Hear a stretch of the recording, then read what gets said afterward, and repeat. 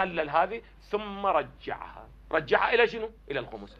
أنا معتقد، التفت جيدا، أنا معتقد أن الصلاحيات الموجودة للإمام المعصوم، الإمام الحجة نقلها لمن؟ لعلماء الشيعة في عصر الغيبة. هذا لمن يقول بولاية شنو؟ بولاية الفقيه. أما من لا يقول بولاية الفقيه في عقيدتي ليس من حقه أن يأخذ شنو؟ خمس من الناس.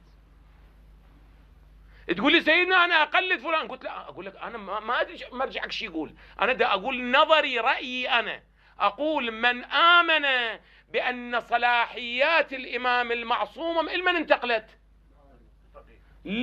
لرواة الحديث، لرواة الحديث اللي أدق من الفقيه، لأن ذيك روايات مو معلوم صحيحة، وإنما روايات شنو؟ فارجعوا فيها إلى رواة حديثنا فإنهم حجتي عليكم وأنا حجة الله.